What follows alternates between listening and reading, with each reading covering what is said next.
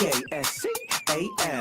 You are now rocking with that dude Pascal. We be going wild, Haitian in the building, so original. Got the haters catching feelings. Get your hands up to the ceiling and keep them held high, cause St. Louis isn't ready. Forget about it, goodbye. Hold on, we just saying hi. Five somebody, rise up weekdays. Catch us live, somebody, let's go. Good afternoon. Good evening and good morning, everybody. Welcome to the Pascal Show. Hope you guys are all doing well out there. Hope this show finds you in good spirits, because another day above the dirt is always a blessing. Man, we got some things we got to talk about. First off,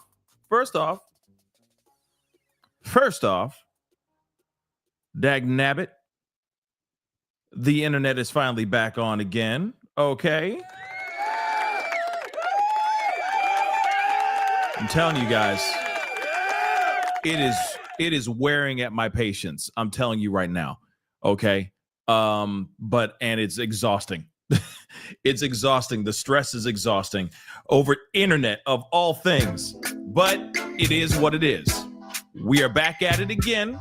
Everything should be running just fine. Shouldn't have any strange hiccups as far as I know. So here's the fingers crossed and all that. Okay. Yes. Raspberries, I say. So hopefully I'll be able to give you a solid show and get this conversation moving. Okay. So, Elijah, thank you so much. I'll try not to make you laugh too much. Okay. I'll try my best. All right. But before we get into everything, okay, do me a solid, just a quick little solid. Hit that like button down below. Crush it, do what it do. Hit that reaction button if you're watching on other platforms. If you are watching on those other platforms, like Facebook, X/Twitter, Instagram, TikTok, Rumble, make sure you hit that follow button, please and thank you. Hit that subscribe button here on my main channel. Go to my second channel, The Pascal Show Clips. Subscribe over there. That'd be greatly appreciated. Okay, hit that join button down below. Become a member. Check out my Patreon. Check out my locals. And, of course, check out PascalMerch.com. We got some really great stuff over there. PascalMerch.com. Okay, guys, we're quickly going to get it straight into the meat and potatoes, because, honestly, there has been a lot that's been going on today. We talked about this in a previous live, but we're going to circle back and talk about those things again. Okay, first off, sorry about what happened a little bit ago, earlier this morning. That means I'm going to be on earlier tomorrow. All right. Because I'm not letting this internet slow or stop me down. Okay.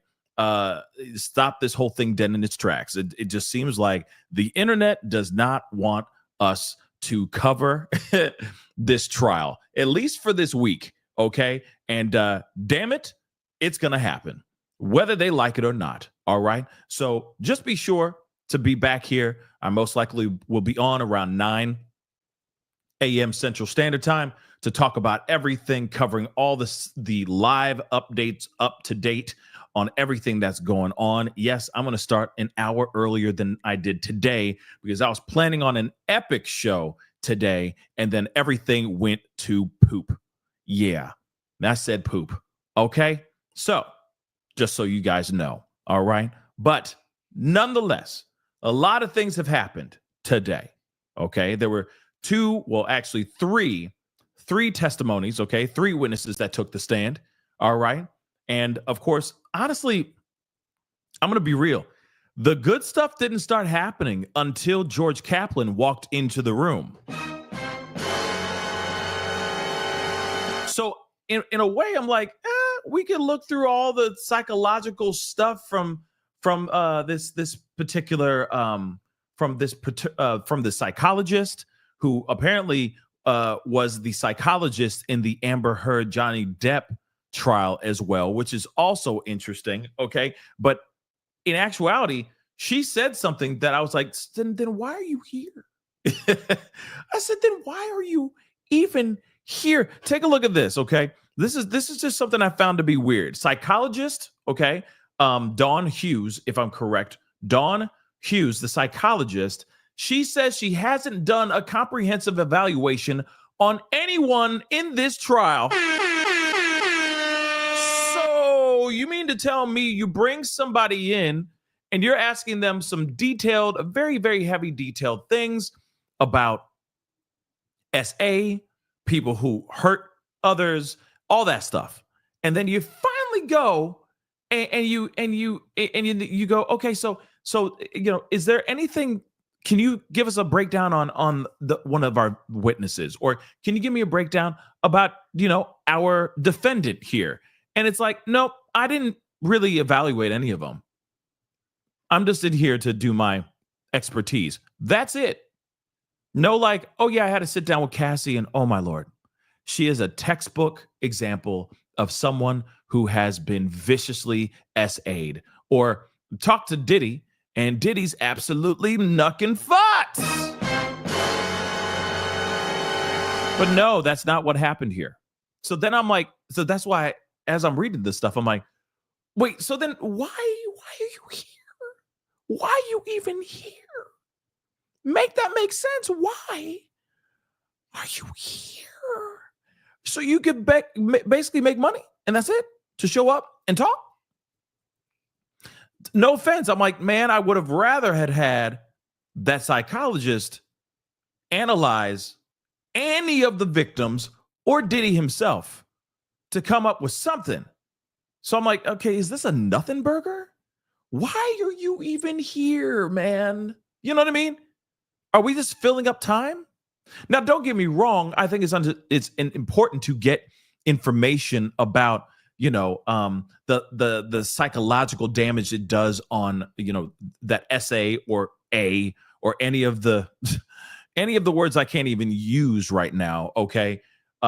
It makes a lot of sense to hear some of the things like, what happens from being SA'd, being a victim, or the actual victimizer, right? But at the same time, though, it like I said, I would have rather had her evaluate some people in the case, and then actually be able to tie this whole thing up in a nice little bow, right? Bring it all together and go, okay, and therefore the reason why she is so this way right now is because of what she endured from Diddy. Or Diddy is an absolute textbook narcissistic megalomaniac, and this is exactly what I found out through my analysis of this man. He is a dangerous man. He's even a danger to himself. You see what I'm saying? Those things would have been nice to have had, but no, that she didn't evaluate any of them. Take a look at this. So the defense, after prosecution asked her a whole bunch of questions, the defense wants to minimize her impact by pointing out that she does not have detailed knowledge of the case and allegations made against Combs. And I'm telling you right here, the defense has a point. I know that's going to anger some people, like, because a lot of y'all are like, man, I could tell you biased, bruh. I could tell you on team feds. You know what I mean? But I'm going to tell you, I'm looking at this, and I think that it's incredibly important to look at both sides. And if both sides have, if one side is making a stronger point than the other, I think that's also important as well, right? And yeah, Carl, I'm team justice. Okay, if Diddy goes down, then Diddy goes down, right? I want to see the proof. I want to see truth. And so a part of it, I can see why the defense is sitting there going like, listen, she hasn't even analyzed anybody. She hasn't talked to Cassie. She definitely has not talked to my client, okay, to the defendant. So why is she here? And I get it, because even Carl said this here. Let me get this. It's an educational, unbiased opinion, okay, to explain the number one question: why did Cassie seem to participate? And that part is very understandable and very important as well. But I still want to know. It would have been better if they sat down with Cassie and they were able to say she's absolutely the textbook example of X, Y, and Z. Or Yeah, she shows some signs of those things. Or no, she doesn't show signs of this at all. In fact, she seemed to enjoy every minute of it, and she was the mastermind behind it all, right? Someone who is able to analyze. Okay, that's just my personal opinion. Okay, especially when you're trying to bury this man under the doggone prison if you are the feds. I'm not saying that this is weak sauce. I just don't think it's the strongest approach that they've done so far. I'll just say that, okay? And I also say the Punisher as well was kind of weak. Sorry, not sorry, okay? He was kind of weak too. He was kind of weak sauce. In fact, hold on, before we continue on, let me make sure I put this tag to the top of the chat because they're trying to suppress this one. Real talk. They're really trying to suppress the Punisher interview that I did a reaction to. Whoops. So go check it out. I'm going to pin it to the top of the chat right now. Go check it out when you get some time, okay? Because I posted that first thing in the morning so that you guys could see that and consume it with your minds and your eyeballs, whatever. But anyway, guys, this is a very interesting thing, okay? The psychologist. I'm not sitting here saying that she was a waste of time, but in a way, I'm like, it would have been dope if it would have been dope if they were able to, talk about this, have her analyze somebody, one of the victims at least, But I digress, okay? She appeared to agree with the defense that she doesn't have this level of intimate knowledge and hasn't done an evaluation of the alleged attackers and the victims because the witness wasn't asked to do so, which I honestly think they should have done that. That should have been an easy situation. They had several months to put this whole thing together. Okay? Several.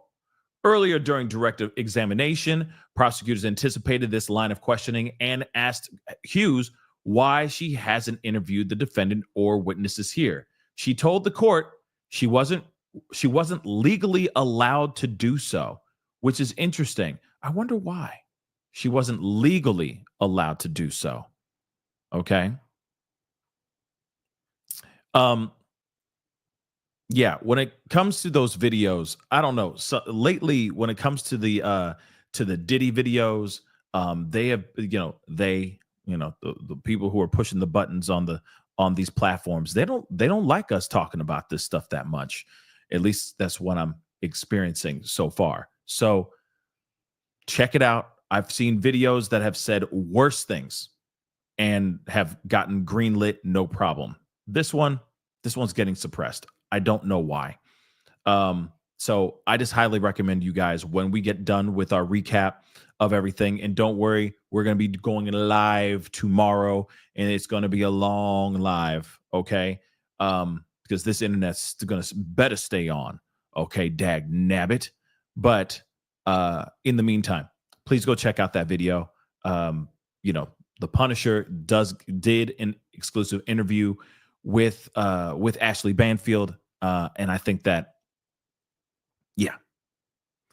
I think it was a very interesting one. Like I said, I don't think that was a good interview, or not. I don't think he was a good witness for prosecution. Sure, he talks about certain things. Okay, sure, he talks about certain things of like he was in control, he was the one directing certain things, blah blah blah. But outside of that, he was kind of like everybody. It was all consensual. It was just a bunch of adults just playing around and being dumb. The other thing, he's like, yeah, there were no cameras. Yeah, there was no substances. I'm like, man, stop the cap. You know what I mean? Stop lying. Something about it just didn't seem authentic. Didn't seem real. But he could be telling the truth. He could very well be telling the truth. Or he's trying to protect his own booty. That's possible too. He walks in the room, suddenly sees Diddy there, and it comes to it comes to his mind that this is real and that he's a very dangerous man and he doesn't want to, perish. He doesn't want to disappear somewhere and, in the middle of some desert somewhere. Yeah, he might change his tune right there on the stand. Also, I am also looking for his book. Yeah, I'm trying to get his book. Well, actually, that's weird. I'm not trying to get Can you imagine? Can you imagine that getting delivered to my house? Okay. Suddenly I'm talking about freezer meat, right? I'm not talking about that.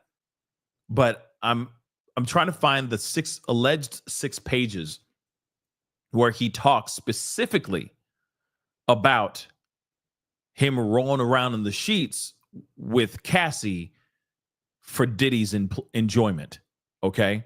Because apparently there's a lot of things that he says in that video, in those 6 pages, that are very interesting, okay?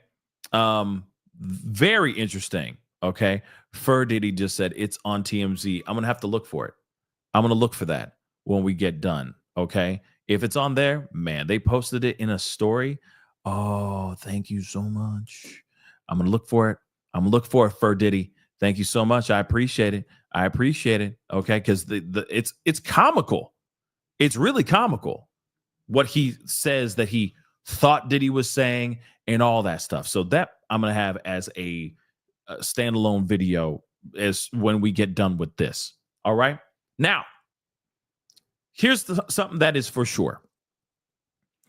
Diddy is cooked. Definitely cooked. Now, just for this one specific testimony. Now, if you don't know about this guy, where did he go? If you don't know about this guy right here, then you've been sleeping under a rock for the last 5 hours. Now, this is George Kaplan. George Kaplan was a former assistant to Diddy. So just like David James, he is also another former personal assistant that was called in to testify. He also is the surprise witness that just came out of nowhere with the feds. I didn't know the feds were going to be having a few aces up their sleeve, but they most definitely got some. And get ready for some more curveballs because I feel like there's going to be more coming very, very soon. Okay? Now, Diddy definitely, his butthole puckered up. I will say that. As soon as he saw George Kaplan, he's like, oh, snap, what's he doing here? Why is he here? Because this guy said some stuff and they're just getting started. I'm telling you right now, tomorrow, and that's the other reason why I'm starting earlier tomorrow, because tomorrow they just started with just the tip. Just the tip. Just the tip. Today. Next thing you know, tomorrow, they're going all the way in. You know what I'm saying? So get ready, because it's about to get nasty. And this time, there is no lube. Did that work?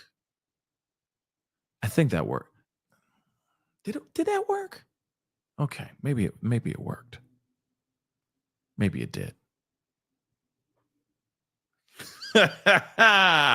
Okay, so no lube whatsoever, because this baby's wide open, okay?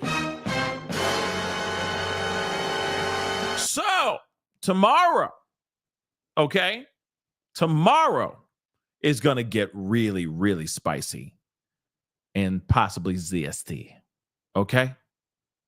Just so you know. Now, here's the thing. Mrs. Italy said, Pascal, are you attending the trial? No, I'm not, Miss Italy. I wish I was. I'd give anything to be in that courtroom, but I can't. Unfortunately, I won't be there. Another time, though, because you know for a fact there's going to be some huge big wig, dude, guy, person, whoever that's going to get in trouble, okay? And there's going to be a huge case where I'll be sitting in that room watching every single moment because I see all the other YouTubers and all these other people of media, and it looks like they're having a grand old time. I mean, this is the trial of the decade for sure, or at least the trial of the 5 years.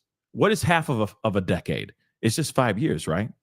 I'm sure some nerd out there, one of you nerdy guys, one of you smart mother lovers out here is pushing up your fake glasses right now going, well, actually, half of a decade is actually called. So somebody tell me, is it called something? What's half of a decade? I know it's 5 years, but there's decade, century. You know what I mean? What is it? Is it just 5 years? I figured it would be some, you know what I mean? Some elaborate. No? Quintuple. You know what I'm saying? Like something like that. Whatever. Can we get back to this? Let's get back to this. So, no lube. Okay? They just got started. Okay? They got done with the foreplay. Tomorrow they're going all the way in. It's about to go crazy. Now, what's one thing that's very interesting, okay, and one thing that's very telling is the fact that this guy was also granted immunity today. So, a lot of people very, very, very, very concerned. The defense, very, very concerned. In fact, it seemed as if after he was granted immunity, because they saw it, it's you are lying. You are lying. Actually, it's a quinquennial. Stop it. Are you lying to me?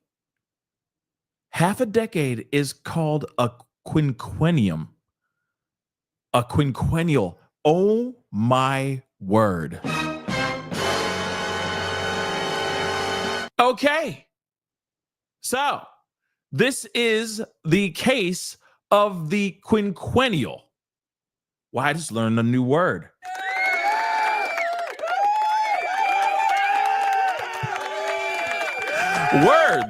Words by Pascal. Okay, so quinquennial. 5 years. See, I knew it was some nerdy-ish. I knew it. See, I told you. See, I knew somebody would Google it. You know for a fact, Caesar just Googled this, okay? But thank you, Caesar. I appreciate you. Okay, you Googled it. You're like, what word is for half a decade? Quinquennial. Boom. Okay, so this is the trial of the quinquennial, okay? Just so you know. That's kind of a cool name. That's a cool word. That's cool. I'm going to use it now, okay? So, I'm trying to teach you guys things, see? Through my dumb ass. Okay? So you're welcome. Now you're going to walk around and going, ooh, somebody going to say something. Something's going to happen in 5 years. Oh, what's going to happen in the next quinquennial? Mm-hmm. Wait for it. You're going to be like, hey, I'm smart. Look at that. Quinquennial. So we're here. Back into the conversation. With the trial of the quinquennial, all right? And maybe in the next 5 years, I'll be in another case, and it'll be like, I don't know, Rick Ross or something. Maybe it'll be Rick Ross or something, and we'll be sitting in trial watching that as well. You never know. And that will be the trial of the quinquennial. So, next time, maybe. But right now, we're doing this remote. Okay? Now, one thing is for sure. The defense's The defense was freaking the F out as soon as this happened right here. Take a look at this. This is insane, okay? And it's a huge move, okay? Huge move. The government witness, George Kaplan, former assistant of Diddy's, enters the court, okay? After Hughes wraps up, saying he was there after receiving a subpoena. In other words, he was forced to be there. He didn't want to be there. He's like, no, I don't want to talk about any of this stuff. The things that I saw, the things that I did for Diddy, a lot of that ish was illegal. So as soon as I say anything, I could get locked up for good. I'm not for that. So earlier in the day, there were concerns over whether he'd plead the fifth and not testify, because he can walk up there. That is his legal right to go up there, and they'll be like, so were you the one that was made to go buy the tune chain from Danny? And he can sit there and go, I plead the fifth to every single question. He can literally do that. I'm going to exercise my Fifth Amendment right. He can literally do that. All right. But the defense said, we're going to make a deal with you, buddy. Okay, buddy? Because we need you to speak up and tell us everything. The feds, we ain't here. We the feds, we ain't here to look like idiots. We the government. You better say this stuff. So what happens? Prosecution offers him immunity if he answers the questions, but then warned that this protection does not cover perjury. So in other words, he cannot lie. He cannot make things up. He cannot sit there and fabricate stories. Because as soon as he does any type of sense of perjury, yeah, he's in trouble. Okay? He gets thrown charges, and he can see some serious problems. Okay? So they're saying, as long as you tell the truth, you cannot commit perjury. But we got you. You can say whatever the hell you want. He'd be like, yo, I was standing on top of another guy and a knife in my hand, and I was just he could literally say whatever the hell he wants. And it was all for Diddy, right? I know where all the bodies are buried. Remember, personal assistants. These guys know everything. Everything. So after Kaplan's attorney reviewed the legal document, the judge executed his immunity. So he'll be able to testify later on today. Here's another thing that we know for sure now, too. Kid Cudi is going to be testifying tomorrow. So you got personal assistant, more bombshells. They're going to be dropping like harder than Hiroshima with this personal assistant. And then we're going to go straight over to I'm in the pursuit of happiness. And I know, okay, Kid Cudi and his car going gaboosh. Okay. So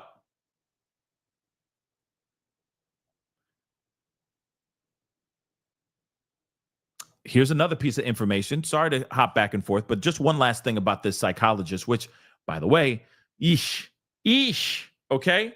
So psychologists confirm, okay, the Dawn Hughes, she confirms she doesn't evaluate SOs, monsters, and is paid by prosecutors. So she came in and she got paid, dude. She got paid, y'all. $600 per hour. Do you know how long she was up on that stand? I wonder how many hours she was up on that stand, because she made money standing up there going, yes, and that's what we do. Yes, and after evaluating this situation, no, I did not evaluate them individually. I see. So the forensic psychologist testifying for the government has never before appeared for a criminal defendant, she said.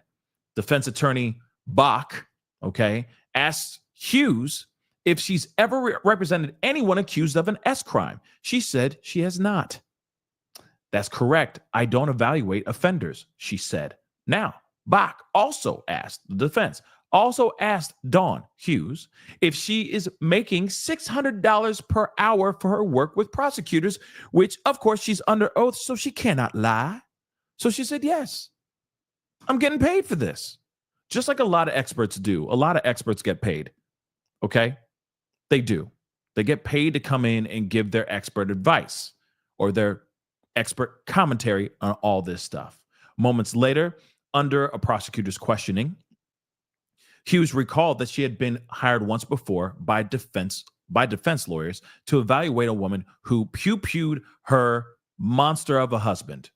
However, the psychologist said she didn't end up on the witness stand in that matter. So she came in, she evaluated the woman. She still got paid for that part, but she never was asked to go into trial and actually regurgitate all the things that she learned from evaluating this particular woman.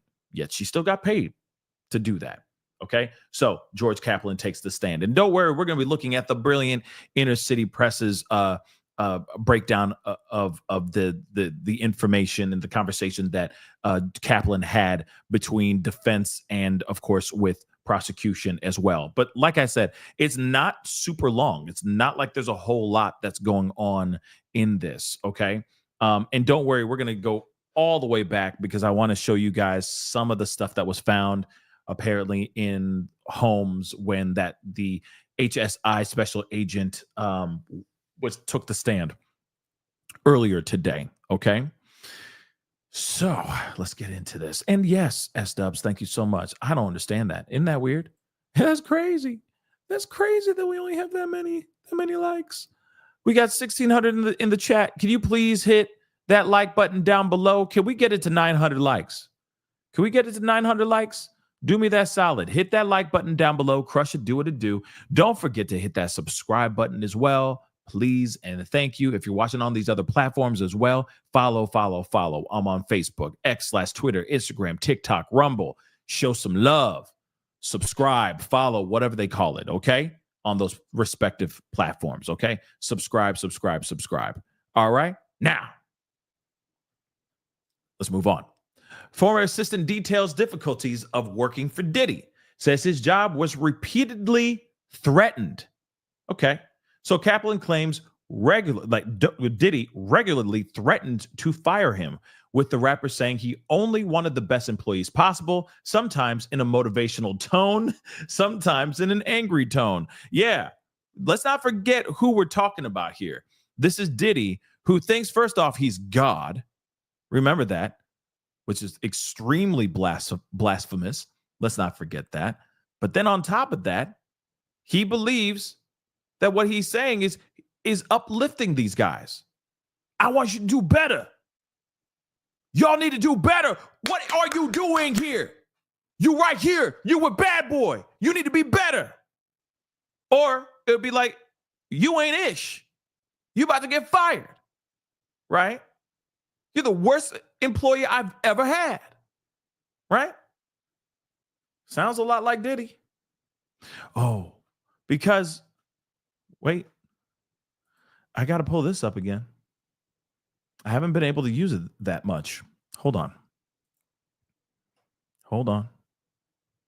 And I want to play it more often. Yes.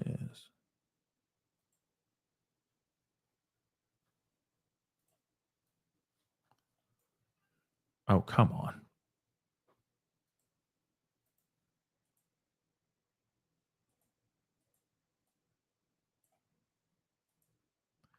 There it is. Remember this? Oh. Whatever I want, I get. Whatever I want, I fucking get. Remember that? It's a lovely moment. It's an absolutely lovely moment from the diddler.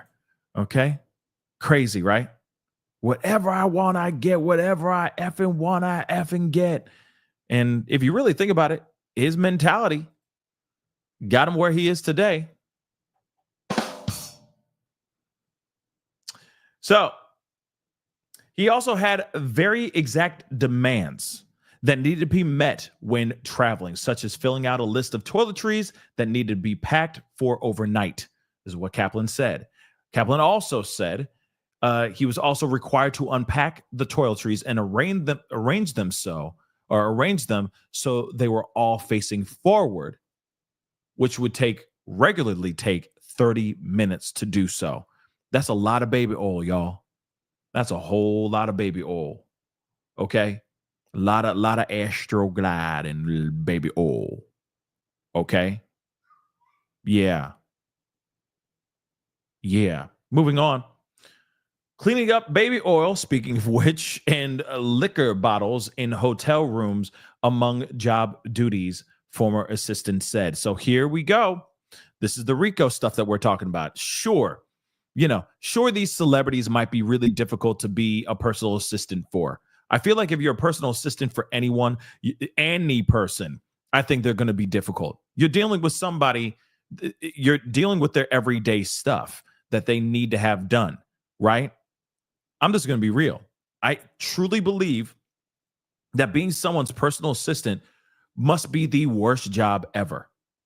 It's got to be. I just don't hear people going, I love being a personal assistant to this person. I've never heard that. Most of the time, you're like, wow, people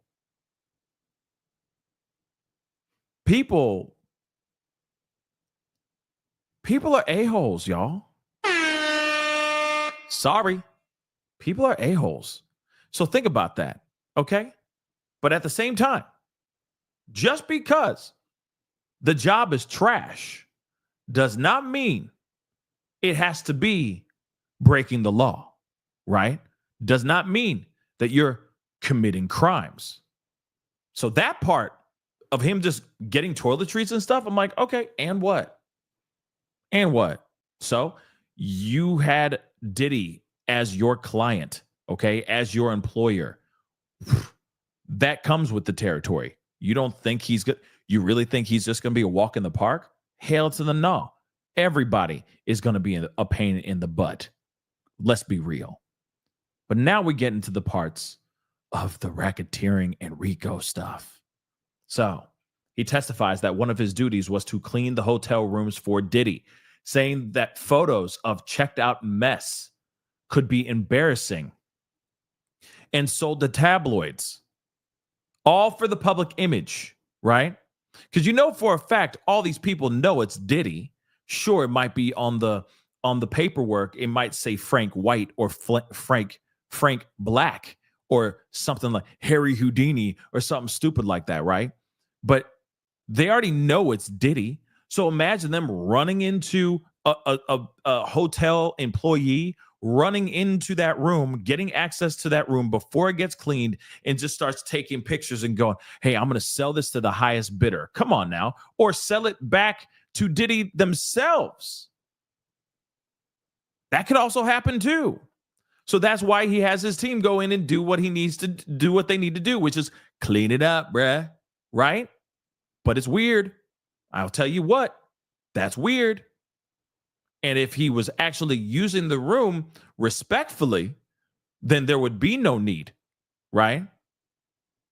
There would be no need for this at all. But you got to remember, he doing these wild freak offs. Also, and I don't know when he said he was the employer, like he was employed by Diddy, what years he was employed by Diddy. But you got to remember, as time has gone on, Diddy's parties, I'm sure, got wilder. Okay? I'm sure Diddy's parties got even more elaborate and even more insane. Because if you got only two people bumping uglies and putting baby oil all over their bodies, right? And that's all they're doing. They're pantomiming the acts of making love, okay? Like what we heard from the Punisher, right? He said, I only, we only hit it once, and then everything else was just a pantomime. Like they're just doing kabuki theater for Diddy, right? Covered in baby oil. But if it's really like that, then there shouldn't be baby oil all over the place. It shouldn't be an absolute mess everywhere. They even said Dookie and, the number 1 and number 2 on bed sheets and stuff like that. It shouldn't be like that. If it's just two people, right? But if there's more than two people, yeah, it's going to be a mess. And I'm telling you right now, it was more than two people. His freak-offs supersized like McDonald's, or at least what McDonald's used to do.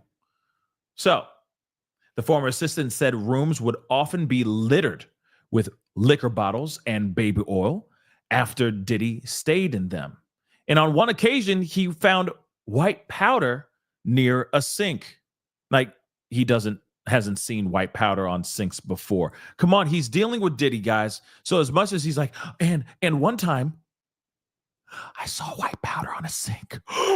It's not really like that, guys. It's really not.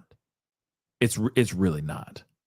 You know for a fact he's dealing with a superstar. There's white powder everywhere. The witness also said that packing Diddy's medicine bag was always a lengthy challenge with various pills, including Advil, Tylenol. Oh, let's not forget that K always needed to be included. So Kaplan, the former assistant, recalled once accepting a delivery of that, that other stuff, the MAMDA. Okay, Madamada. I can't even say the word. Okay, MDMA for Diddy in Miami. Interesting, guys, right? Moving on, they adjourned for the day. See, and that's how fast it was today, okay? How bloody fast it was. But, like I said, there is all kinds of lube, oils, paraphernalia, okay? So Diddy's former employee, George Kaplan, set up the hotel rooms with liquor, baby oil, lube, candles. So Diddy's former employee is telling jurors how he would set up these hotel rooms for his music mogul boss in Los Angeles, Miami, and in New York. Remember, he is being told to set these things up and then break them down. Diddy would pack up all his stuff and leave the hotel. Leave that hotel room. They'd swoop in, clean up, fix up anything that needs to be fixed up, and be out. Or at least try to clean up as best as they can before they leave. So any of that baby oil, any of the candles, the wax that are left behind from the candles, all that stuff. Setting it up too. You got to remember that too. Going into the space, putting out his toiletries, putting out his bottles of baby oil, etc. The candles put in specific areas. The party favors put in a specific area as well. All that was done by his assistants. And one of them happens to be George Kaplan. So he said he booked rooms for Diddy at these hotels, including Bel Air Hotel, Trump International, and Mr. C Hotel. And the Intercontinental Hotel, where he, of course, was caught on film attacking Cassie. These are just examples of the things that were left there, set up for them to do whatever they needed to do.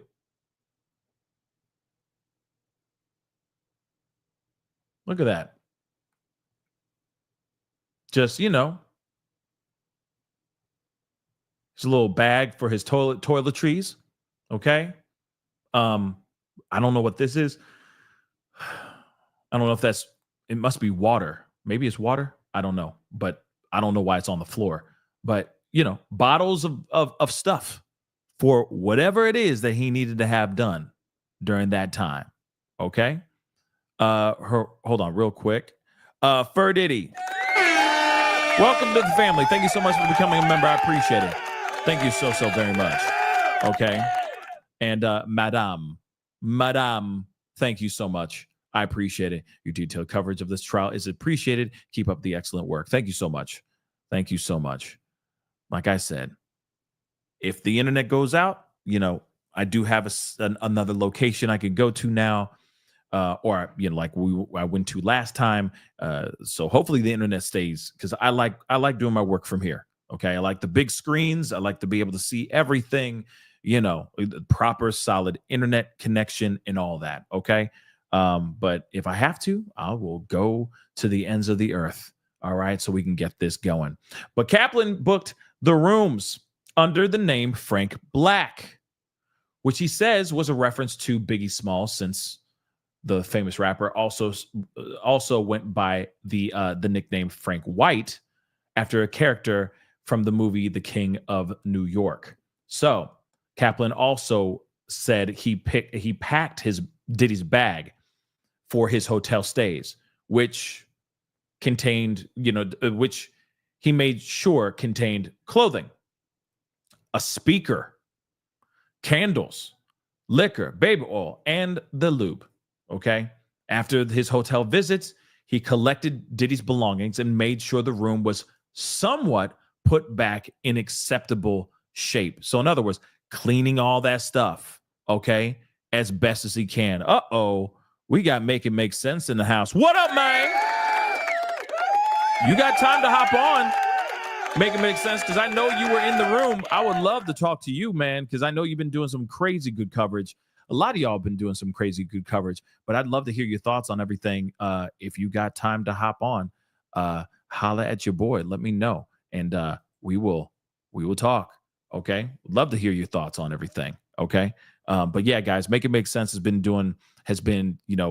fly on the wall, basically. He's been in there, boots on the ground, checking everything out. So yeah, love to hear your thoughts on everything, if you got the time, that is. Okay, but moving on. Okay, and there's a lot of people doing a lot of great coverage, I will say that. Okay, can't today, but I enjoy your coverage. Oh, thank you so much, man. Appreciate that. And I enjoy your coverage too. Keep doing what you're doing, man. And if you know of anything, let me know.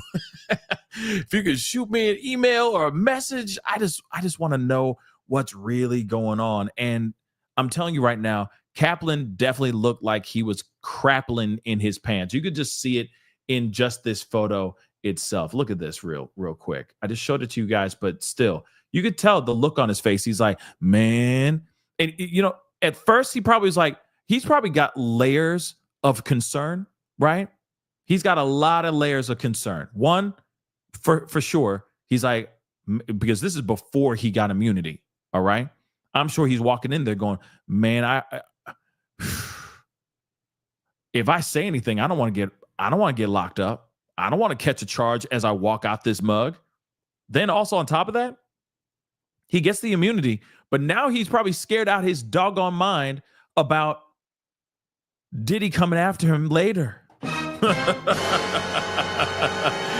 being real. You don't think that he's sitting there going, Diddy knows exactly who I am. He knows my name.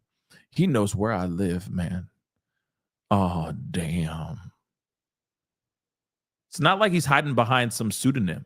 It's not like he's hiding behind a John Doe or something like that, which doesn't change anything, because those John Does and Jane Does still have to sit on the stand and see Diddy. He's not going to sit there and go, who's that John Doe? Who's that guy? Who is that? And if he doesn't remember who George Kaplan is, he for sure going to turn to somebody and go, who the F is that dude right there? You know exactly. You know who that is. What's his name again? It started with a G, like a Greg or something like that. Greg and them. George. Yeah. Find where he lives. You know what I mean? Let's see. Make It Make Sense says Diddy was staring him down and Diddy was nodding his head as testified. Or I guess as he testified. You're spot on. He was seconds away from pooping his pants. That's crazy. That's crazy. I got to give him props, though. Kaplan, David James, Cassie's mama, any person. Shoot, the Punisher, even though his was just kind of soft. I'm sorry. I don't mean to be a wet noodle about it, but still, he can't get hard. Okay. Anyway, outside of that, okay, I can see where a lot of people would be very concerned, right? Taking the stand, because Diddy is a very dangerous man. We already know that now. It's confirmed the man is dangerous. There's no question about it, okay? No cuestiones about it whatsoever, all right? So after the hotel visits, Kaplan said he collected the belongings to make sure it was somewhat put back together. Which, by the way, I don't need to know. I don't need to know this, but I am kind of curious about this though. What do you use to take baby oil off the walls that isn't going to damage the paint on the walls? You see what I'm saying? Like if you go in there and you're wiping everything down and everything is, greasy, you got to leave that place making sure it's zestfully clean, right? Oh man, these jokes are just writing themselves, y'all. Okay, but still, how do you get that stuff off? Pause. But how do you know what I mean? How do you remove that stuff from the walls, from the floor, from the couch, from the bed, the windows to the wall to the sweater? You know what I'm saying? How do you do that? What do you do? I'm sure he was a pro at this point. I'm sure Kaplan was a pro at this point. But take a look at this. Okay, Frank Black. So clonazepam.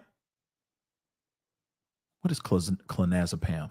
What's clonazepam? Clonazepam. What is that? Interesting. It is used alone in or in a combination with other medications to control certain types of seizures. It's also used to relieve panic attacks. So anxiety pills.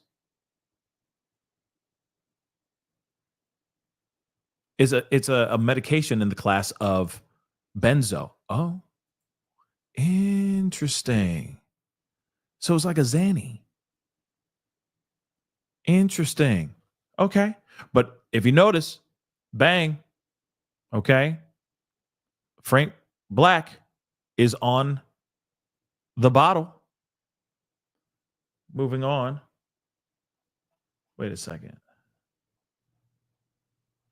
Let's go. Okay, I'm going backwards a little bit, guys. I'm sorry. All right. So his former employee, hold on. There he is, looking like he's about to crapple in his pants. He gets immunity, which we already know. Former employee detailed long hours, monthly threats. He would get fired.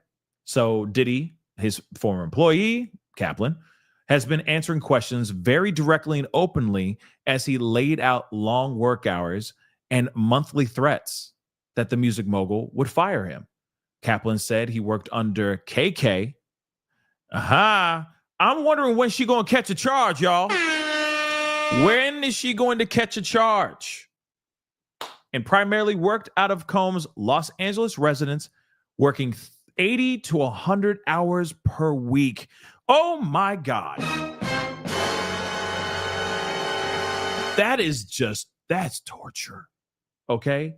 He recalled one time Diddy became angry with him because he bought two half gallons of water.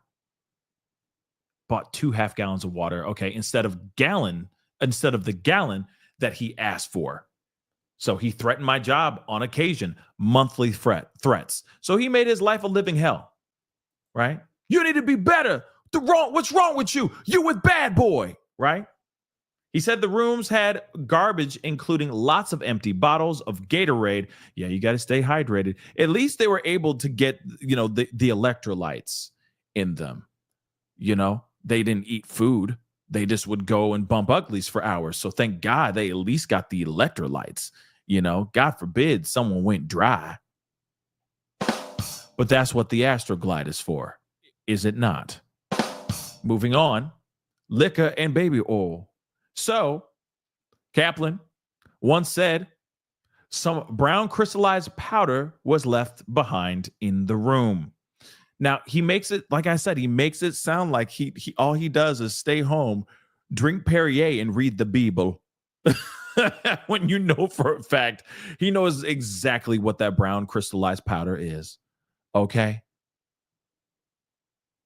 Diddy was into that hardcore stuff, y'all. This is what I'm starting to understand.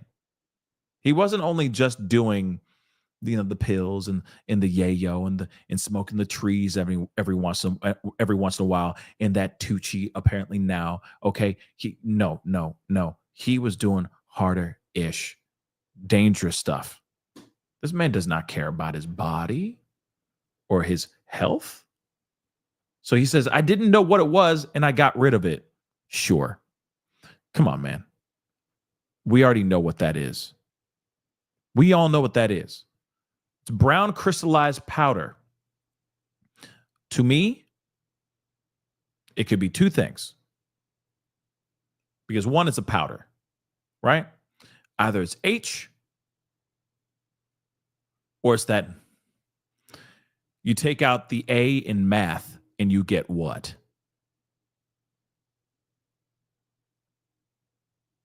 You get that Walter White. So, okay, again, very interesting.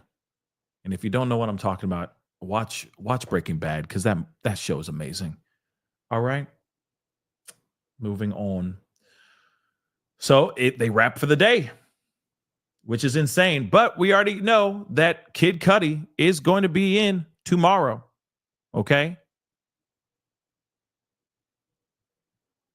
Yeah. And Tisa thinks that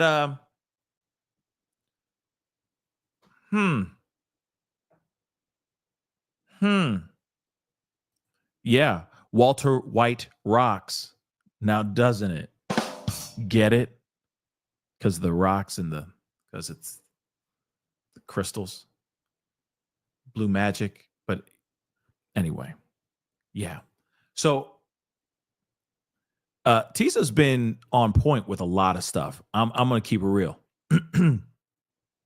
Tisa's been on a lot of good points here for a long time. Okay, it's going to be interesting. If KK flipped on them on Diddy, oh my damn! And you know what? I'm going to tell you something. Okay, yeah, bars all day, bars. Okay, but here's the thing. If she does do that, then she would have to walk in and ask for immunity as well. If she was to flip, if that theory is correct, if Tisa tells theory is correct, then KK would definitely have to walk in and get some sort of immunity. So we'd have to see a parade happen of her walking into the court, sitting down, saying, I plead the fifth because of fear of self-incrimination, right? And then the judge would have to sign another immunity document so that she can go up there and say and drop everything like it's crazy, right? So we'll see what happens with that. But honestly, we'll see about that. I mean, Tisa could be absolutely right. She could be absolutely right, but I'll believe it when I see it. I'm not sitting here saying it's not possible, but I am also saying I want to see it actually happen, right?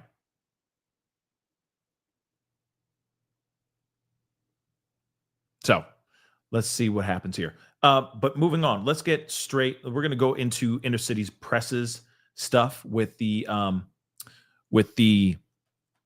personal assistant with Kaplan. Okay. And then there's some stuff with the HSI special agent that I think we're going to, kind of cover real quick. But let's take a look at this. So they call George Kaplan. Remember, he has immunity, so he can say whatever the hell he wants without getting in trouble. Okay.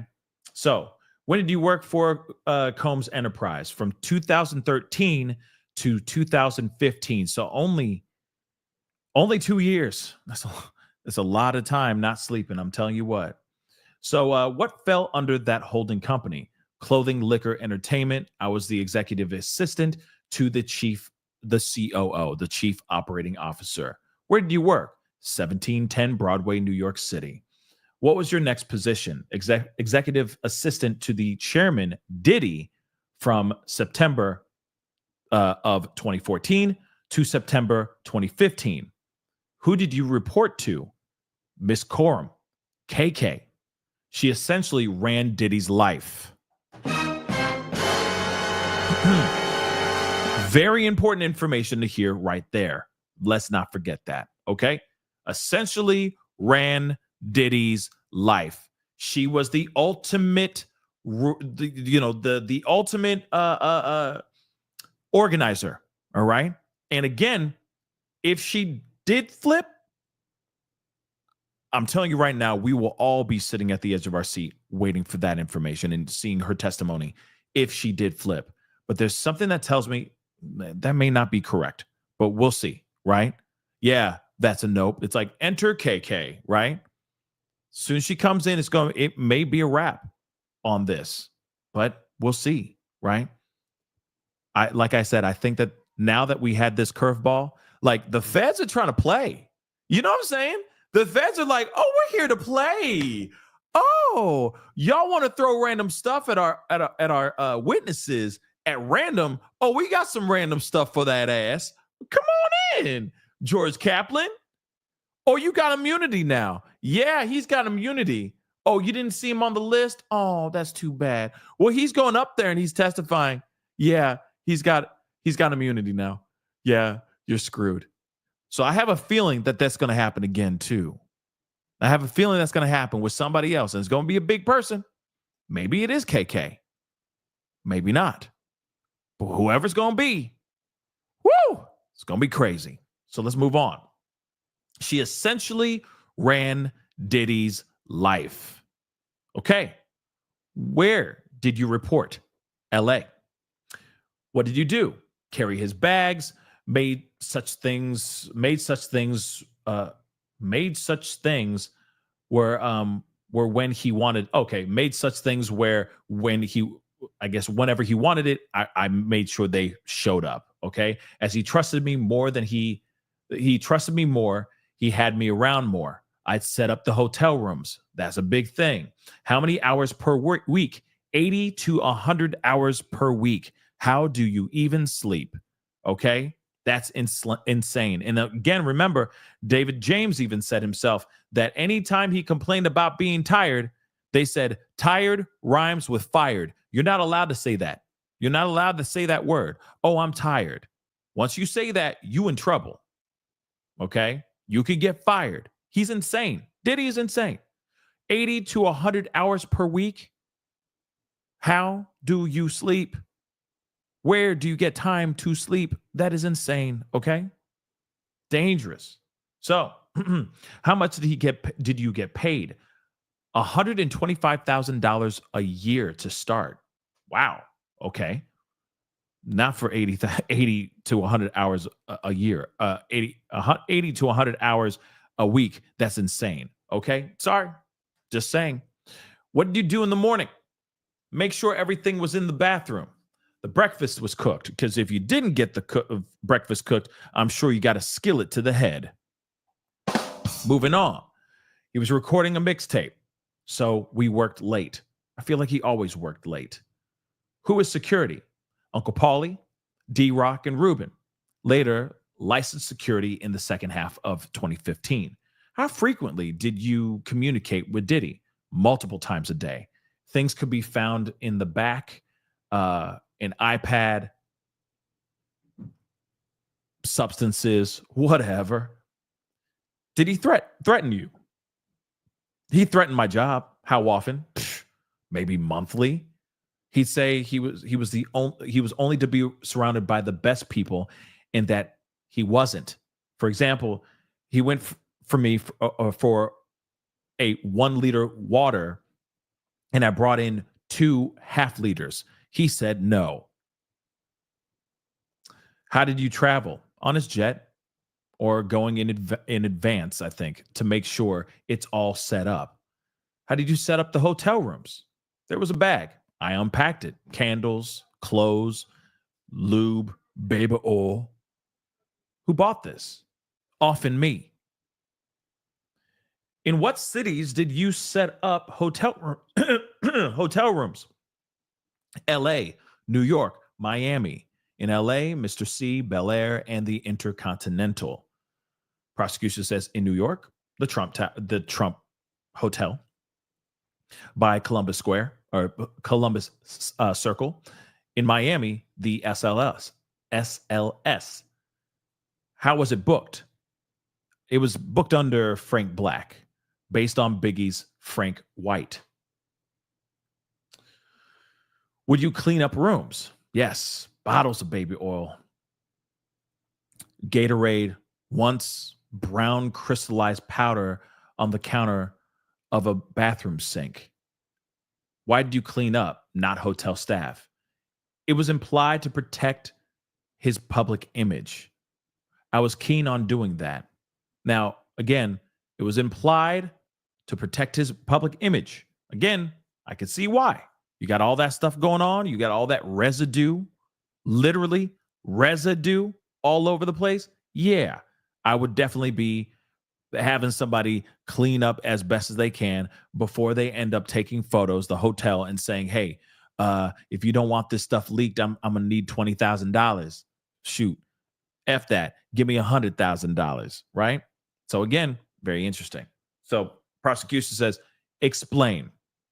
So then defense says, objection. Judge says, overruled. I found hotels would sell photos to newspapers to shame guests. Bang, right there. Did you reach out?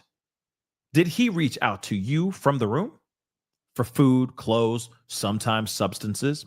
I did it. I went and got it. If he wanted something, I got it. What kind of substances? Then he says, DOP kit.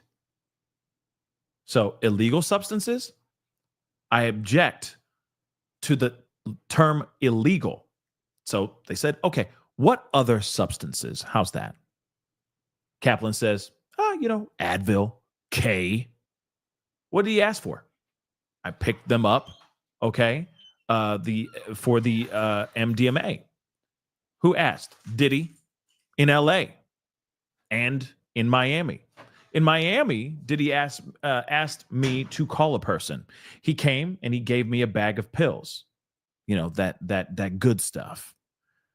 I gave him cash. I gave the pills to Diddy. And in LA, I went out. I met a person in Hollywood. I gave him money. He gave me a bag. So they break for the day. Now, what's crazy about that is, one thing is for sure, we have learned that a lot of these things, at least with him, he says that he used the company card, okay, to get things. Hold on.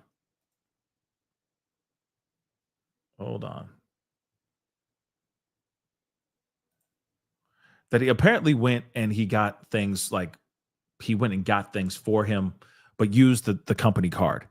Now, that's a little bit different than what David James had to do, right? David James would go and buy it on his own card, and then Diddy would pay him back. Or he would go to a security guard or somebody of the staff and ask for some cash and go and buy those things for Diddy. And then he would get reimbursed on his payday, right? So very interesting information. But there's more, which I want to break down. There's a couple other things here.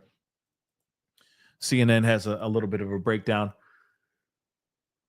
of his testimony, which I think is very interesting. So George Kaplan, okay. So he invoked the Fifth Amendment, his right to not testify earlier today on the grounds of potential self-incrimination. But the judge indicated that he was going to sign an immunity order that would require Kaplan to actually testify. Actually, let me blow this up a little bit more. Oh, come on.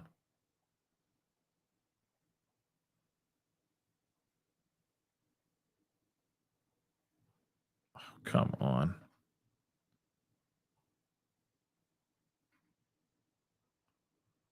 Okay. So he testified that he worked 80 to 100 hours a week, once working from the morning until 7 a.m. the next day, which is insane. He said he was paid about $125,000 and communicated with Combs daily, exchanging text calls and emails multiple times a day about things he needed, which could include clothing or potentially food from somewhere, or substances or liquor or an iPad or a speaker. Kaplan testified that Diddy threatened his job almost monthly, once getting in his face for not getting the right thing from the store. when Diddy traveled to various destinations such as New York, Miami, Atlanta, Washington, D.C., Washington, D.C., and Orlando, Kaplan would either fly on Diddy's private jet with him or fly in advance on a commercial flight to set up Diddy's hotel room. Kaplan said that he was given a bag that had clothes, a speaker, candles, liquor, baby oil, and lube in it. Thereafter, he bought the same items as on his corporate card, there it is, to prepare Combs' room. So again, he would buy these things under the Diddy company card to prepare these hotel rooms. Now, again, a few years before that, David James had a different procedure. He would buy those things with his own money, and then he would get reimbursed by Diddy. But I don't know why he changed that procedure. But before, it seemed like he was trying to cover his tracks. Now it seems like he wasn't covering his tracks, right?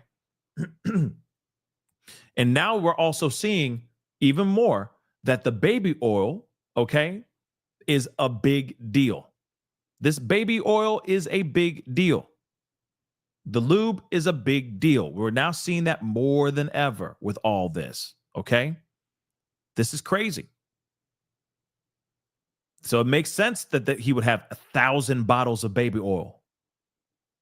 All jokes aside, it now makes complete sense that he would have all that stuff, right? So Kaplan said he came to understand part of his role was protecting Diddy's image. So his understanding was that Diddy would have guests or a female partner join him in these hotel rooms. This is what he testified. So he would have these guests or a female partner show up and spend time with him in these hotel rooms, okay?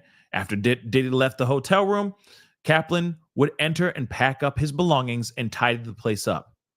But typically, there'd be sport drinks, drink bottles, liquor bottles, or baby oil strewn around the room after he left. On one occasion, he cleaned up a brown crystallized powder off a countertop. That's what he said in under testimony. He testified he picked up substances for Diddy with cash that Diddy gave him, once in Miami and once in LA. One time he picked up, the M, and another time he didn't know what the substance was, but he still got it regardless, right? He gave somebody some money, the guy gave him a bag, and that was that.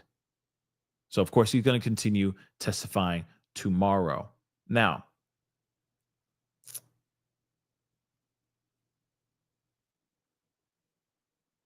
let's see.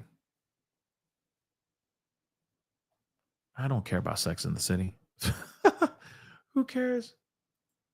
People still watch that show? People still watch that show? Real talk? All right, moving on.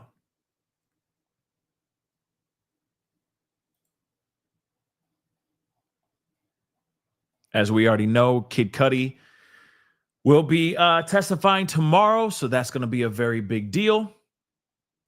That's going to be a very, very big one for sure. Oh wow, yeah, he went all out. I'm about to show you guys this stuff here, so you guys can see it. But allegedly his son showed up here. Oh.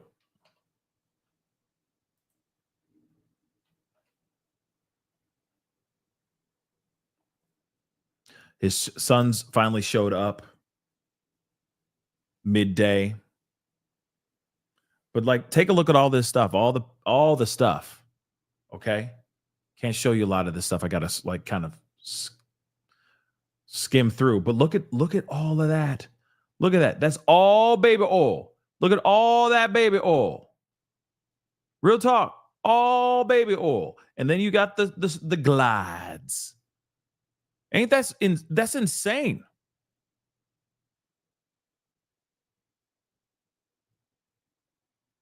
Look at all this stuff. Heels, lingerie, bullets, high heels of all kinds. He really had time on his hands, y'all. He really had time on his hands. And all these photos that were taken by the Homeland Security, by the feds that went in and actually raided his homes. This is where they found all this stuff. So they started taking photos of all that stuff. Real talk. And I get it. It's not, no, hold on. It's not like I get it. But I can see why somebody would be like, well, if I can't go to the strip club on the regular, I'll just bring the strip club to me. But it is wild that he would have all his stuff there, right? Like he has a like a wardrobe of stuff for the ladies, right? For the high heels and all that stuff. That's crazy. I get it that you're Diddy. You can't go to, it's not like you could go to, say that you're craving a McDouble, right? It's not like you could just go into McDonald's and not be bothered, right? But at the same time, I don't see you going and building out McDonald's in your crib. You see what I'm saying? It's just weird. He just he has a lot of S on his mind. That's literally all it is. Okay. Sue, thank you so much for the super sticker. I really do appreciate it. Tina Powers, thank you so much for the love. Thank you, Pascal, for everything that you do, making us laugh. Hey, we're here for all the conversations, right? Even the wild ones, even the spicy, even the zesty stuff here too. Okay. But if you really think about it, I mean, like this is crazy. He has a lot, like his mind, as it just sits there on rest mode. All he's thinking about is bumping uglies. It's got to be. That's a serious problem. That is a serious problem, y'all. That's all you think about? Damn. So evidence photos from the trial. See, a lot of, you got rings. It looks like.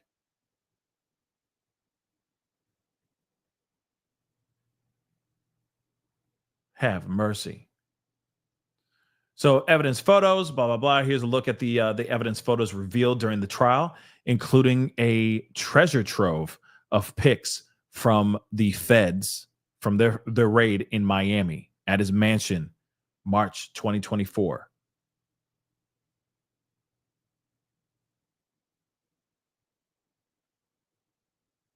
Let's see, moving on. Yeah, he does not look like he wants to be there, guys. He does not want to be there. George Kaplan. And it does make you wonder, like, what does he do now for a living? You know what I mean? What kind of job does he have now? Is he still working? Right? Is he still working for Bad Boy? Or is he, is he working for somebody else now? Right? It does make you wonder.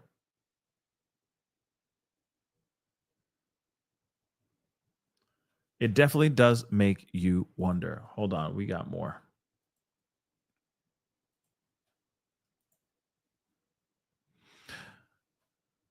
But please, guys, do me a favor. Hit that like button down below, please, and thank you. Don't forget to do that. Crush that like button. Crush it. I mean, y'all a little slow on the like button. I understand. I get it. It could be tough. But if you can hit that like button down below, that'd be greatly appreciated. I'd love to get it to 1K. Can we just get it quickly to 1K? It doesn't cost a thing. It helps this channel, helps this show get out there. That would be dope. Okay.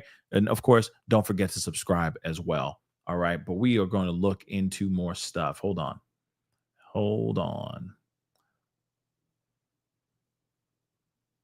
Yep. Here we go. Trafficking trial that continues today here in New York. Now, tomorrow is the last day in court till next Tuesday, with the Memorial Day weekend coming up. The rapper Kid Cudi taking the stand tomorrow, plus court arranging for several witnesses. Wait a second. What did he say? What? Now, tomorrow is the last day in court till next Tuesday, with the.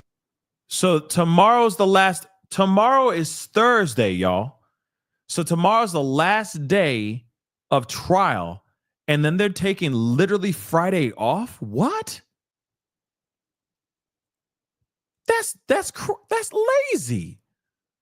They should be eating up all these days, right? As many days as they can. But okay, I didn't know that. That's news to me.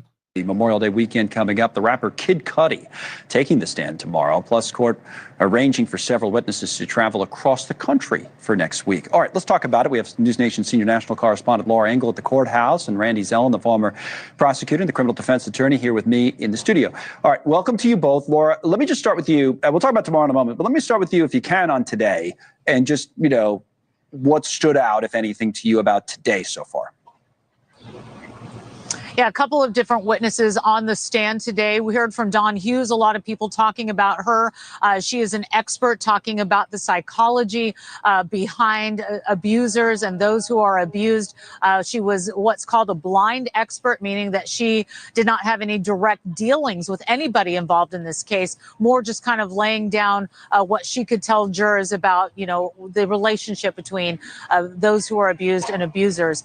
We also heard from Gerard Gannon, who was an HSI agent, Homeland Security agent, who was a part of the raid on Combs' Miami home, talking about some of the things that he found, which I can get to in a second. But I really think that the headline of the day is the very last witness, who was not on the stand very long, will continue tomorrow, and that is George Kaplan. This is a former executive assistant to Sean Combs, who talked about some of the inner workings about the lifestyle that Sean Combs led, and specifically about how he was used to advance the hotel rooms, meaning he would go to hotel rooms where Sean Combs would go with his guests, and he would provide the baby oil. He would get drugs. He was actually granted immunity. He pled the fifth. Both sides, the prosecution and defense, agreed to let George Kaplan testify and tell all on the witness stand about things that happened with this immunity, so that he could talk about what life was like as he was setting up these rooms. So that was kind of the highlight of the day, Carl. I wonder, Randy, if something like that, and this is not the first executive assistant or assistant to Sean Combs that's taken the stand, is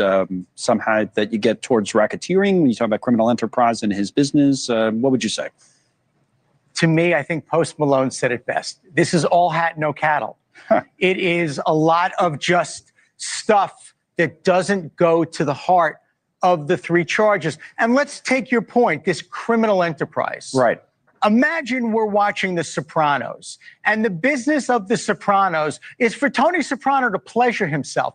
That is not the basis of what a crime family does, and that is what Mr. Combs is charged with doing. So where is this enterprise? Where is this business? It's a lot of partying. It's a guy with a lot of money, probably way too much money, way too much ego. If this were simply a New York State, Manhattan, New York County criminal case, charging him with assault, charging him with menacing, it's game over, but it's not. And he's not being charged with cornering the market on baby oil. It's racketeering. Right. It is forcing people, coercing people, threatening people, defrauding people into engaging in sex acts for compensation.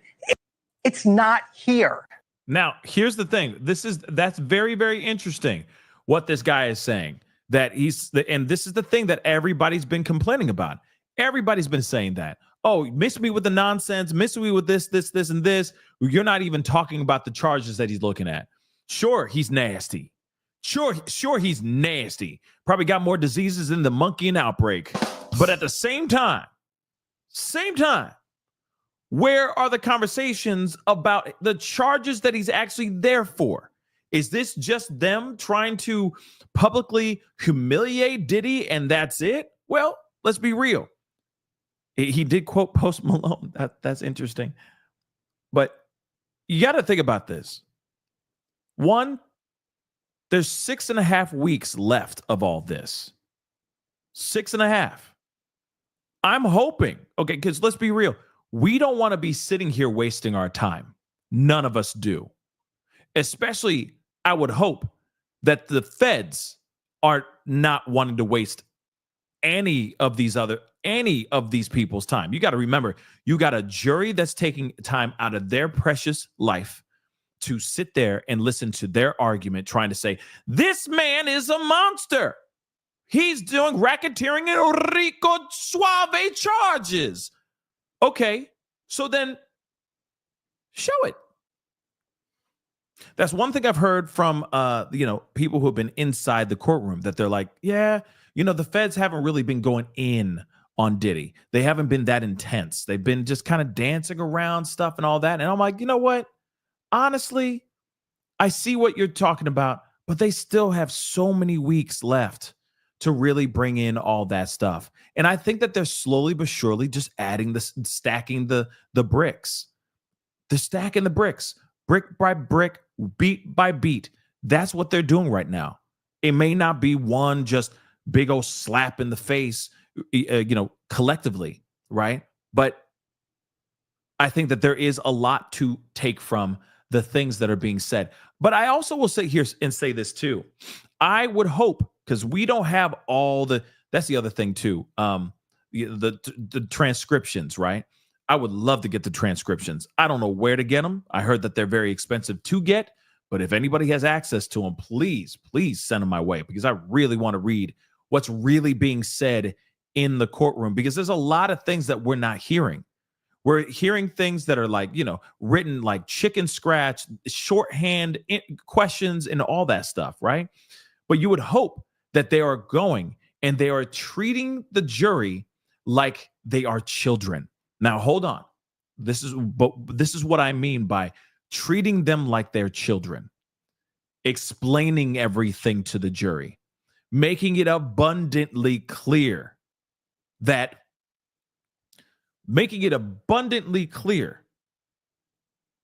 what is the charge for racketeering and what is the charges that they're going for with the RICO case, with the RICO charges, and basically saying, you know what I mean? Really painting it and laying the groundwork so that the jury fully understands why someone the likes of George Kaplan is there, right? Why the likes of Kid Cudi is there. Because let's be real. Yes, he's on trial for arson too. Let's not forget that. Diddy allegedly made Kid Cudi's car go boom, boom. He is on trial for arson. Let's not forget that, right? But that is very blatant. But when you start talking about RICO, racketeering, those things get really, really kind of murky. And I'm hoping, and maybe the feds are watching this right now. Maybe they're watching. This is the time to really send it home. Make sure that the people who are watching, the jury that are in there listening and watching everything, fully understands what you're doing. If you're bringing in George Kaplan, you're bringing in a David James, you're possibly bringing in KK, if that actually is true, right? If that is actually true, make it abundantly clear. This is the enterprise he is building. This is what he's doing. Boom, boom, boom, boom, boom. They made him do this. They made him do that. No. Like, sure, you got to talk about the paraphernalia. You got to talk about the substances. You got to talk about all that. And I fully understand that piece for sure. But I think what's happening is there's so much hopping around, it seems, that it's not really zeroed in on what the charges are, right? It'll be like, tell us the story about that time when you had to clean up lube. And it's like, we don't care about that. What we care about is this part. Make it more specific so that the jury fully understands what the hell's going on. You got to treat them like they're dumb. I'm sorry. Treat them like they don't understand anything. Here's what's going on. Here's the breakdown of all this. And also, a lot of this is going to have to go down with their closing arguments. A lot of it does. Because as soon as they get done with this 8-week-long process, near the end of the 8-week-long process, the both sides, defense and prosecution, have to wrap this whole thing up in a nice little bow and basically say, hey, let me explain to you, what this racketeering thing is. racketeering, RICO charges, the pro stuff, the STing, all those things are about this. Let's break it all the way down for you guys now that we are done. You heard from these people. You heard from that person. You heard from this, that, and the third about being told to do certain things, made or paid to do certain things for Diddy while he was doing specific crimes in these rooms. It's all going to come down to the closing arguments. Unless they bring somebody in that is blatantly saying, yes, here are the RICO and the racketeering charges. One thing for sure, I'm still going to say it. One thing is for sure. The racketeering and the RICO charges have not really been fully fleshed out. I'm hoping that they do get fleshed out here very, very soon. But right now, it hasn't started. Now, they still need time. Give them time, let them cook, and we'll see what happens from here on out. But damn, I'm hoping that they really, really zero in on everything so that the feds can knock this thing out the park. And that the jury isn't sitting there scratching their head the whole time like, oh, I'm so confused. Wait, what is racketeering and what is RICO? What did he do that was illegal? Aside from putting his hands on Cassie? What else is, you know what I mean? I can see that confusion and that debate and that conversation happening in the deliberation room with the jury. But let's take a look at Seeing it happen, seeing it occur, and still To the Diddy trial now, the forensic psychologist Dawn Hughes was on the stand earlier today, day 7. She was brought in by prosecutors to break down why victims of domestic abuse stay in relationships in many cases, how they cope, why it takes leaving the relationship for some victims to then open up about the abuse they were experiencing. The entertainment journalist Shagun Oduolowu is back with us today on the case, and I want to talk about that testimony first, but I want to begin, Shagun, if I can, with an observation I know that you were making, is that big picture, not just today, how many times that we've seen through the testimony examples of people that were just looking the other way when a lot of bad stuff was happening to Cassie or someone else. You feel like that's been a trend, right? Yeah, Connell, as always, thank you for having me. And it's been so startling to me. Employees, former assistants, former musicians, everyone within the Diddy orbit, all have testified they witnessed violence, they saw it on multiple occasions, and yet they did nothing. And this spans years, right? Cassie is with him, but all of these people, these bystanders, are watching it happen, seeing it occur, and still either continue to do business with Diddy or stay in his orbit. It reminds me of a scene in the movie Road to Perdition where Paul Newman and Tom Hanks are in the same room, and Paul Newman says there are only killers in this room. Like, there are no saints in this courtroom, right? Everyone testifying has got some filth on them too. And though it does not cloud what Diddy does, I think it helps to bolster what the expert testified to today, that you can be so enmeshed in this world that your reason, your understanding of right from wrong can go completely out the window. Don Richard especially continued to do business and stay in another group with Diddy after Danity Kane, after she testified to witnessing Diddy trying to hit Cassie over the head with a skillet. She still stayed. She still did music with him. So I think this gives a better picture of just how many people were involved in this, and whether the swarm was too much for them to see up or down, looked the other way while all of these atrocities were going on. So, Dawn, I mean, he's not wrong with that part. I mean, with the Don Richard thing was just not... Don Richard's one was just not good, y'all. That was just not good. I'm sorry. Like I said, I call it like I see it. And what we read and how she, that might have ruined her career as well. I'm gonna keep it a bean. I mean, she fell on her face. Prosecution brought her up. She did her thing. Defense did their thing, and they asked some questions that were just, you're like, damn, whoa, she's falling on her face in real time. And she really did. And honestly, it's sad because what if all the things that she said is actually true? But what's unfortunate is everything got overshadowed because it seemed as if her whole motivation was about the money.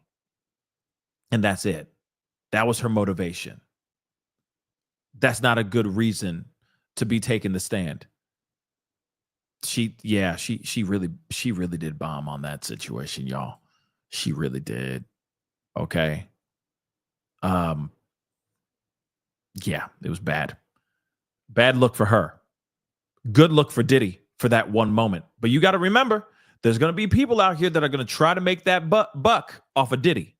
But within that, there are still people that are telling the truth. You got to remember, I will say this too. I believe the assistants, the former assistants that have come through. David James, George Kaplan, I believe them. Obviously, I believe Cassie. I believe Cassie's mama. Okay? I believe some of the S workers. I don't really believe Punisher. I'm sorry. I don't believe him entirely. I do truly believe that he might have been touched. Okay? He might have been influenced. And also, at the same time, oh, here's an opportunity to promote my book. Sorry. Just saying. If you noticed, it's, hey, go check out my book, Freezer Meat. Right? But all the other S workers that have come forward and spoken out, I believe them. Okay? I truly do. Dawn is the only one that I'm side-eyeing now. You got to remember, the assistants, at least the ones that are on trial right now, have not filed any lawsuits against Diddy. So they have been subpoenaed. They've been forced to come out and speak. They had to sign proffer agreements or immunity, get immunity to speak on this trial. These guys want to be as far away from this man as possible. They're not trying to get any money from him. They don't want nothing from this dude. Clearly because they're scared out of their wits about this man, because they know what this man is capable of doing. To me, these are the most dangerous of the testimonies that we've seen so far, aside from Cassie's, okay? Aside from the nut juice on chesticles. But outside of that, those are the most prominent ones so far. These are the people that know everything all the way down to his dirty drawers, like I said before. And they're not going after him financially. They're not going after him in some sort of civil lawsuit. They are there because they are forced to, by law, to show up and do this testimony, period. So we all should be pricking up our ears and listening big time on what these former assistants are saying, because they're seeing a lot of stuff that we've never heard or seen ever about Diddy. And they're willing to risk it all.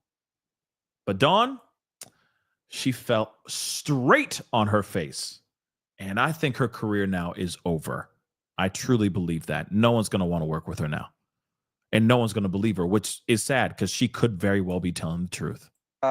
Hughes, the psychologist, testified about what she described as a trauma bond that can form between a domestic abuser and a victim, that there's almost always love, attraction, and companionship in abusive relationship. You get highs. Why do they do that? Why do they do her dirty like that? Man, why do they do her dirty? Why use that? Why use that photo? There's plenty of other photos where I'm sure she's smiling. Okay. She got a little glamour shot going on. Why do they do that to her? Why do they do her dirty, man? Why do they do her dirty? Why? She looking like who farted? Who farted? You know what I mean? And lows, and the victim feels entrapped because of physical violence, psychological abuse, surveillance, or financial control, Shagun, which could be many of those things, but even that last point could be at the heart of this case. Yes, financial abuse is something that needs to be looked at, because what we've heard in so many, forums and chats and discussions all around is, why did she stay? Oh, she must have stayed for the money. But financial abuse, when you're dealing with someone as all powerful as Diddy was, he controlled, and Cassie testified it. He paid her rent. He controlled who she saw, what she wore, where she went, and even how she made her money. He was in control of all of that. That financial is not something to overlook, because it was a way of him keeping her in control. Right. And it was way of him keeping his whole empire in control. All these people beholden to him for a paycheck, willing to go along with atrocities that they probably knew weren't even got her mom involved, which you heard about yesterday. The final point here, we talked about this before the last break. This is the federal agent was testifying this. I mean, there definitely is for sure a lot of control from Diddy. And in ways, it makes sense. Diddy would not be where he is today if he wasn't such a controlling mess. Hold on. Let me just say this really quick. I'm not condoning what he's done to these people. I'm not talking about that. I'm just saying, if you notice, all of this falls into who he is and where he is today, aside from him being locked up. I'm saying, like, as far as his success, without him being an absolute psychopathic control freak, I don't think he would be in the place that he is right now. I mean, or before he got arrested. Right. He would not be at the height of his career. He would not be a mogul. He would not be this big name. Now, I'm not condoning the treatments that he is giving to certain people. And I still find it strange and wild that people are willing to take that type of treatment from somebody like Diddy just because he has money or he has fame. In fact, those type of people should not be getting the fame or the money or the accolades or being called an icon or a mogul at all, because they're treating people like absolute dog trash, dog-ish, right? It's terrible. They shouldn't be having the jobs. They shouldn't be at the height of where they are, because that's all they did. They use people. They control people. They manipulate people. And sometimes, or at least with Diddy, a lot of times, he would strong arm people to get what he wants, to get on top. That's insane, right? It's insane. But okay, like I said, I just wish it wasn't like that. You know, I'd love to see a world where people are actually nice to each other. And you know, these moguls, these CEOs, these big wigs, they're actually nice to people. They're good people. They're actually nice. They're not deviant. You know, they're not doing any crazy, nefarious things behind the scenes just so they can stay important, just so they can get ahead. They're actually good people. They treat their employees like gold. They appreciate them. They're a pillar in their own community. Man, I'd love to see that. But, you know, when we hear things about Diddy, about, oh, yeah, he's a pillar of our community. Oh, is he really? Or was he doing all that stuff for show to look like he's a pillar in the community? And just because he has a name, all he has to do is show up and act like he's picking up a rock and putting it at the side and being like, please help the people in all the victims of Hurricane Katrina. You know what I'm saying? You know? Oh, because we care. Really?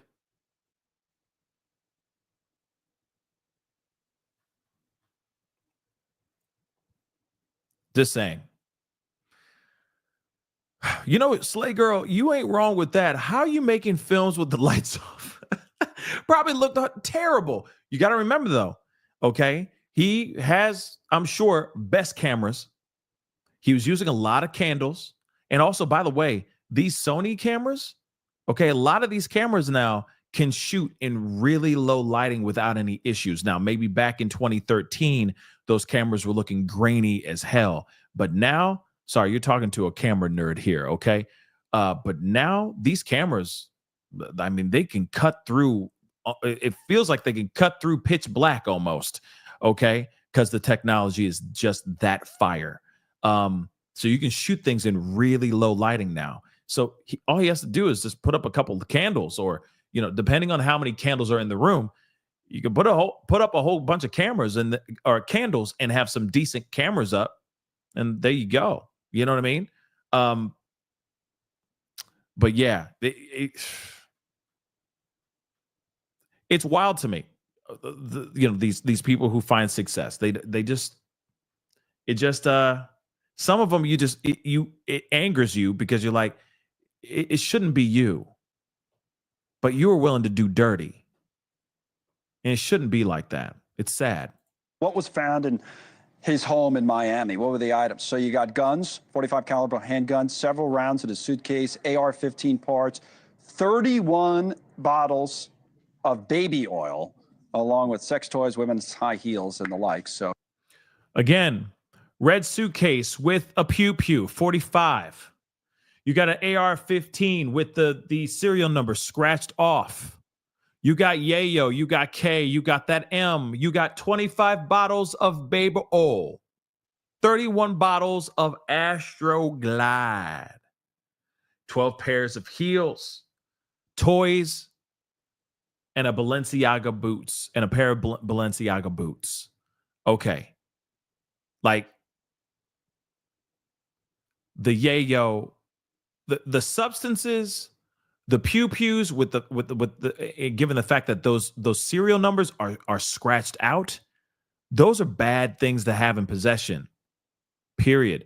Those are all bad things to have in possession, y'all. The worst of the worst. And he had them. And you're telling me he was up to good things with these weapons that with the serial numbers scratched off? Come on now. Like, nah, I'm not with it. Miss me with the nonsense with that. I don't know if we're surprised at this point, but that's what was there. Not surprising at all. You know, there's this thing in court trials where they say if you have the facts, pound the facts, and if you don't, pound the desk. The prosecution is doing both. They're pounding the facts of an abusive, kinky, sexually deviant person by showing these pictures and parading these witnesses to testify to the violence. But they're also pounding the desk, saying, look at this, look at this, look at this, look what he is, which will play later in the trial when the defense tries to somehow rehabilitate the picture that's been painted of Diddy so far in this trial. Now, that's interesting too, that right now, Diddy, his whole image has been absolutely destroyed. I mean, it's been destroyed. Even if he's found not guilty in this situation, he still has to walk out, and the court of public opinion is all going to be side-eyeing the hell out of him. Yes, there's still going to be people, if he's found not guilty on all charges, he's still going to walk out triumphant. There's still going to be people out there that are going to be like, yeah, you know what I mean? Super happy and super excited about this for him, okay? But at the same time, people are not going to forget about nut juice on chesticles. No one's going to forget that. No one's going to forget about there's some things, y'all. There's some things that the dude wrote in a book that I'm like, he was slurping this stuff up. I mean, gross. Okay. Slurping the stuff up, if you get what I'm saying. All right. Nut juice. Slurpage. God. But I'm telling you right now, people are not going to forget these things. He's going to have to go and hide out. He's going to have to become a recluse. No one in the industry is going to be wanting to rock with him for a good long time if he's found not guilty. And that's if he is found not guilty, guys.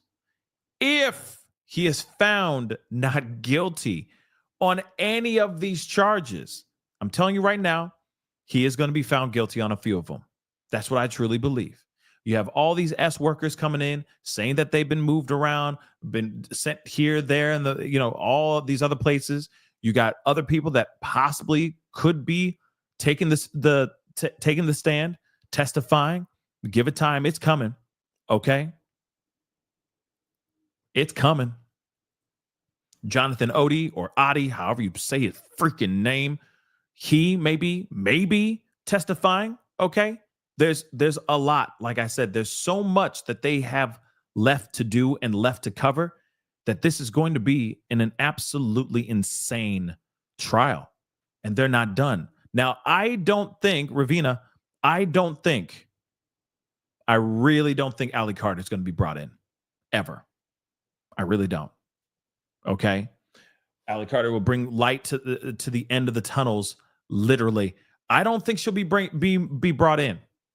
I know that there's a lot of people that are still kind of side-eyeing the things that she's been saying online and all that. And listen, I all I know is it's been very interesting stuff.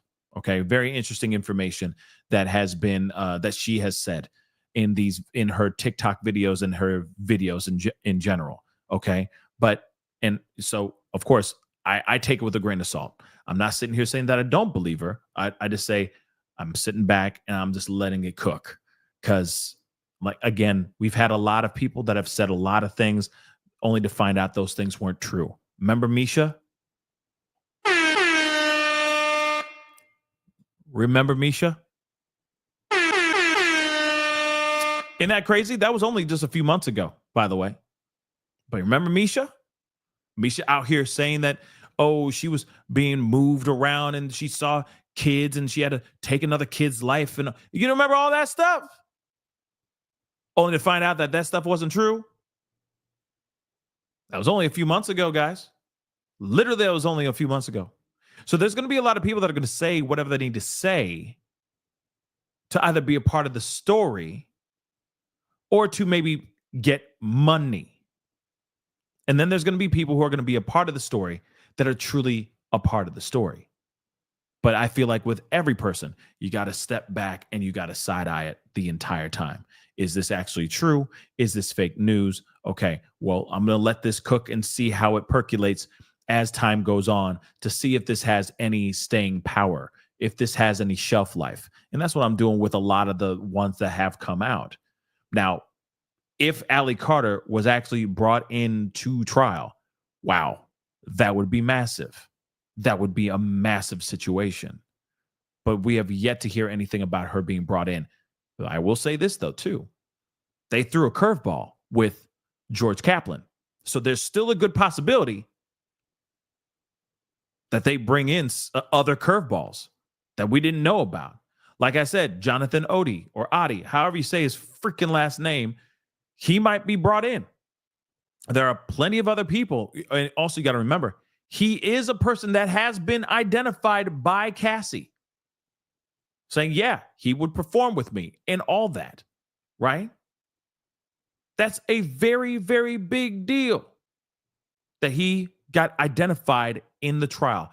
So I'm hoping to God that they bring that guy in, because he knows a lot of information, and he did blackmail Diddy. He blackmailed Diddy for $5 million, and he got that $5 million.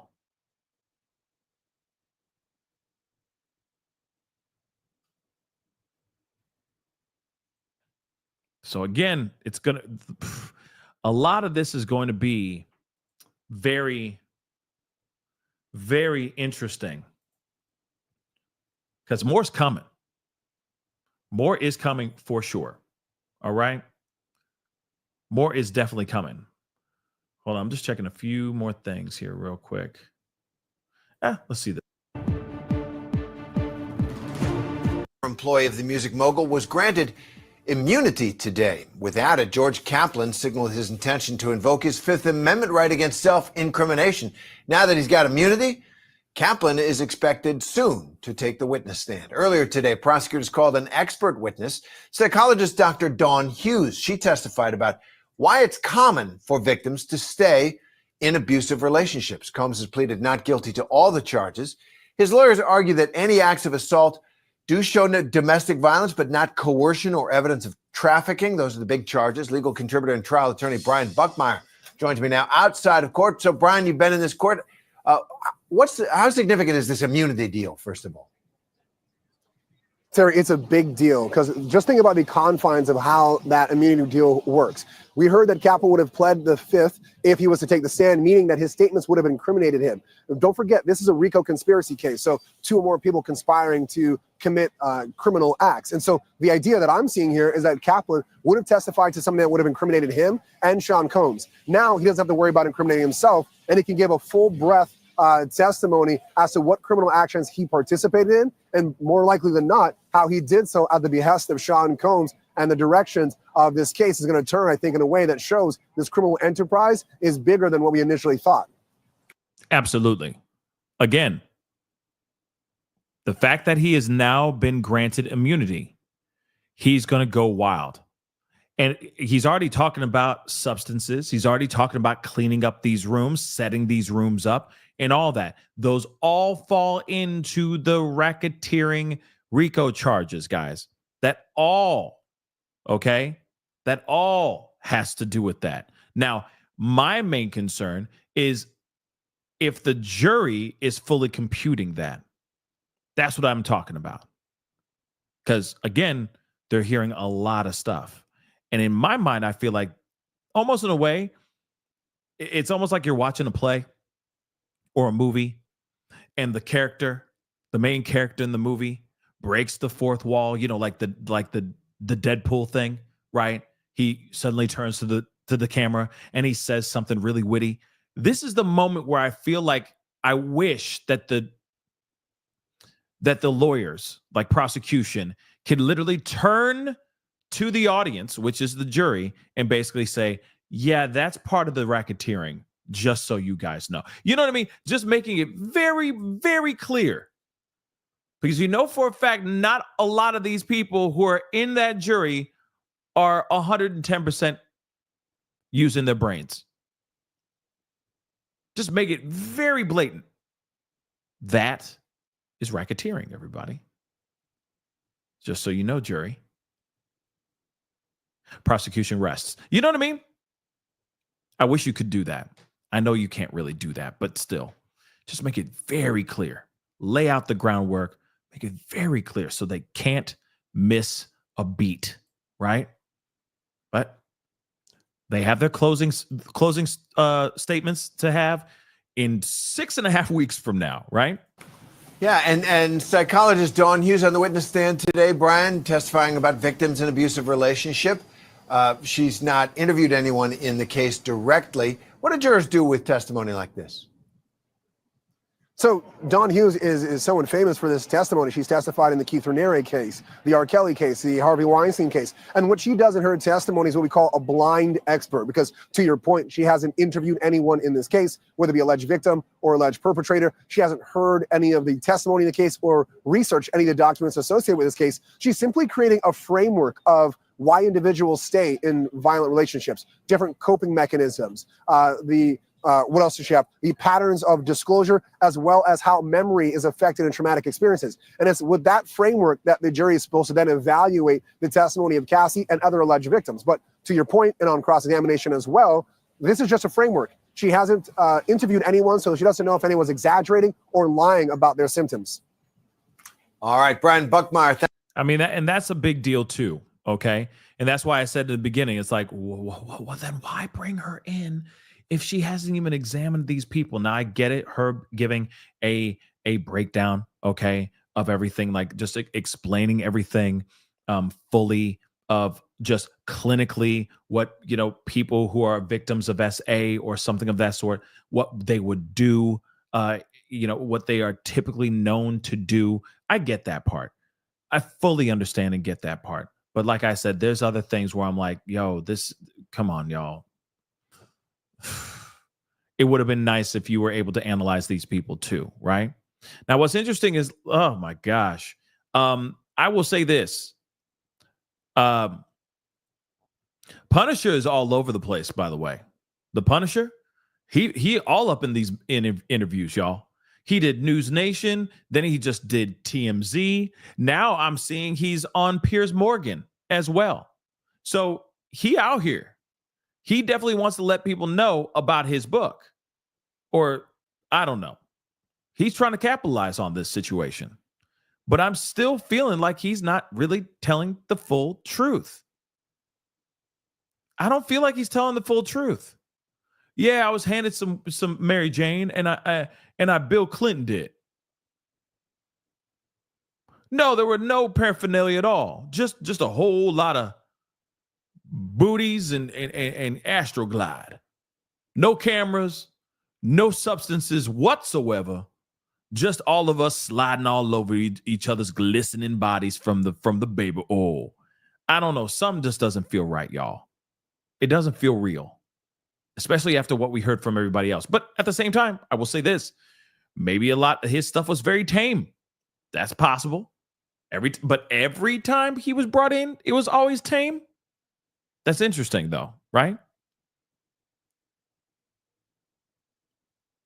Interesting. Valerie says, I think he lied about that too. I don't think he was telling the truth. I don't think he was telling the full truth, guys.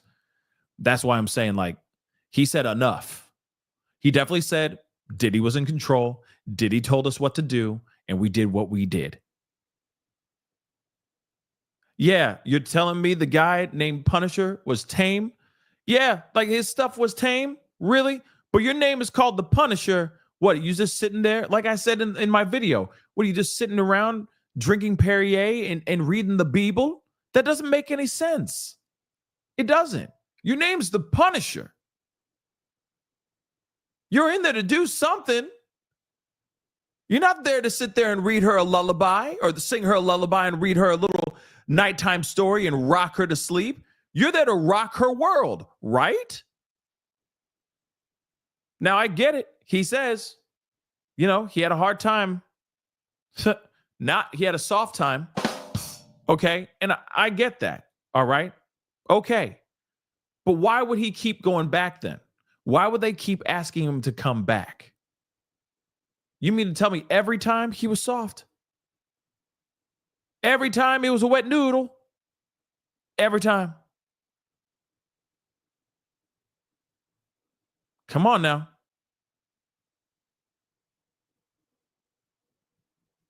So again, I look at that and I'm like, man, dude is lying. Dude is not. I just feel like he's not telling the full truth. I just don't.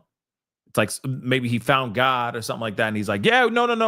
I didn't do any substances when I was there. I was straight edge. I never did a thing. In fact, one time I was given the thing and I just acted like I was smoking it. I did the Bill Clinton, just like that. Right? But no, we didn't see any other type of substances. Well, if you say there was no substances and then you say you smoked the ganj, then there were substances. So what's the truth then? Because that still, at that time, if I'm correct, was illegal at that time. So it's still an illegal substance.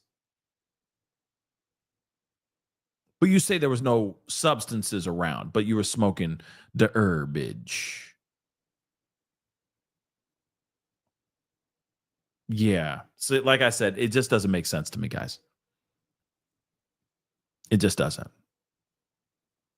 But we'll see what happens here, guys. We'll see what happens. A lot going on. Tomorrow's going to be even more insane. I will be on early tomorrow to cover everything revolving around this and then some. We got a lot to talk about because I'm going to make sure I'm going to eat up all of this internet. That's what I'm going to do. Tomorrow we're going live early. We're going to go through all this stuff. We're going to talk about all these things. We got Kaplan still on the stand tomorrow. He goes into day 2, and I think his stuff is going to be insane, even more insane than what we heard so far. And then we get Kid Cudi. We have Kid Cudi taking the stand. It's going to be crazy. So that is the show, guys. I appreciate all y'all for being here. It really means a lot. You know that. You guys know that.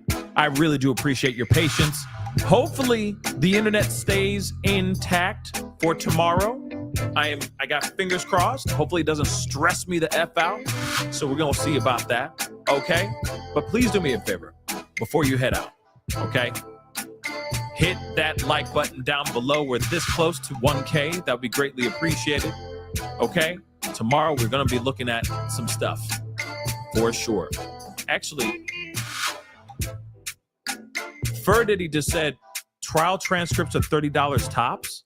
So then where can I get it, Daddy? Diddy? Where can I get it? How do I find it? Where do I find it? That's what I want to know. If you know, please let me know. Send it my way, and I will find out because I definitely want to read these transcripts. I feel like we need to have. I truly believe that we need to have a transcript segment on the show. Or, another live where we just go through the transcript because there's so much that is being said that's caught in the transcripts that we're not getting in all this other stuff that we're looking at, right? And it gives us more of a full breakdown of what's actually going on, the dialogue, the back and forths and all that. So once I figure that out, shoot, I might be buying a couple. Okay. So again, hit that like button down below, please, and thank you. That'd be greatly appreciated. Don't forget to hit that subscribe button, hit that follow button if you're watching on the other platforms. That'd be greatly appreciated. Of course, hit that join button down below, become a member, check out my Patreon, check out my locals, and of course, don't forget, check out PascalMerch.com, guys. Got some really great stuff over there. Go check it out. PascalMerch.com. Anyway, guys, it's time to get going. There's a lot to talk about. I may be back on in another live here in just a minute. Maybe not. Don't know yet, but we'll be talking here soon. So, talk to you guys very soon. Much love to you guys. Be good to yourselves. Be good to one another. See you guys tomorrow morning, most likely. This is The Pascal Show. Bye.